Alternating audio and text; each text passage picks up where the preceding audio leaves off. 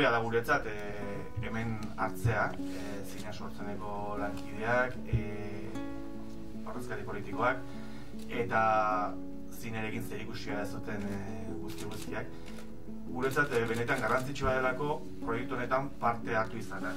Zalantzarik ez genuen izan, bertan izan behar ginela.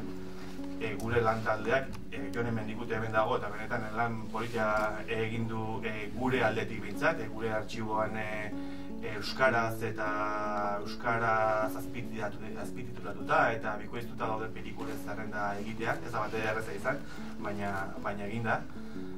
Eta, gure ale txikia bintzat jarri dugu proiektu eder honetan. Asmo nagusia izango litzateke artxibo bat sortzea.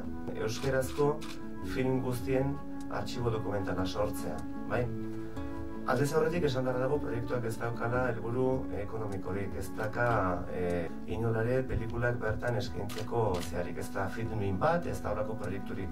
Gure helburua da artxibo dokumental bat egitea. Hau da, lehenik eta behin lokalizatzea euskeraz ditugun materialak, zinegintzako materialak, sortu diren luzeak, laburrak eta luzeak edo laburrak izan da fikzioa, animazioa eta dokumentalak, eta hortik abiatuta horiekin guztiekin katalogo bat egin. Helburu ikustea gaur egon lokalizatu ditugula 700 eta 1000 artean formatu ditan guztietan egindako euskerazko pelikulak, eta gero, pixka bat Jaurlaritzaren beste ekimen batekin da, kultura auzolanean ekimenarekin egin zuzen ere, eta euskeraz sortutako ez aparte, lokalizatu ditugu guztira 3500 titulu.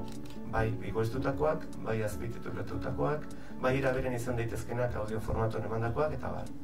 Proiektuan aurreneko lana izango da, euskeraz sortu direnak katalogatzea. Bigarren fasen ekarriko ditugu euskerara ekarritakoak izandako formatuetan. Eta balio erantzi bezala, gure helburua litzateke pelikulen gidoi digitalizatua jartzea. Bokazioa honena aurkezteaz aparte da, hain zuzen ere, deialdi bat izatea, gidoia dazkaten guztiek guregana jo dezaten, kondizio txukunetan horiek argitaratu izateko. Datu zehatzak jakin nahi izan ezkero, oraintxe bertan gutxi gora bera daude 200 pelikula, 400 profesional, euskal profesional eta 50 enpresa. Retxik aipatu den bezala, lehenengo urratsak dira, hasi besterik ez gera egin, ezagutarazi nahi dugu proiektua eta pixkanaka denon artean osatzen jarraitzea.